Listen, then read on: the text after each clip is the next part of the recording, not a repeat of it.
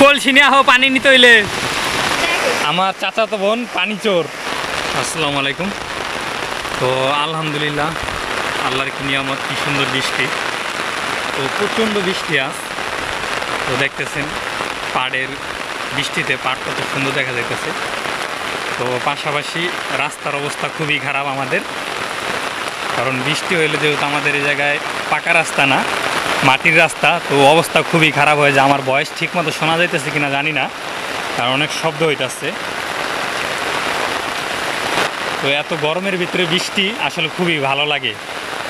তো আমি হলো বাসায় এই বৃষ্টিটা আসার আগে যেই পরিমাণ বার করছে বৃষ্টির ভাব দেখে, বাসায় একটা ওই আপনার যারা বৃষ্টির পানি দিয়ে রান্না করেন, অনেকে চালে থেকে পানি পড়ে, তো পাখিতে টয়লেট করে দেখা যায়।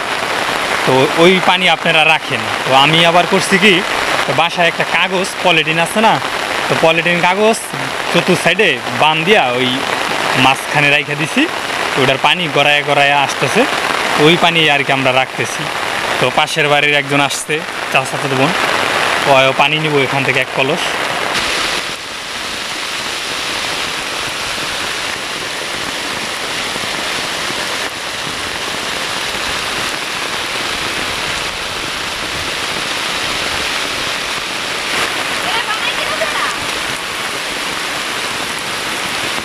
আমি বানাইছি।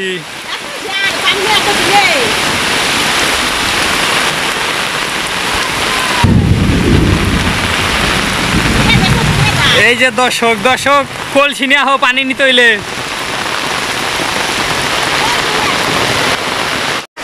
আমার চাচাতো বোন পানি চোর, এই যে পানি চুরি করতেছে।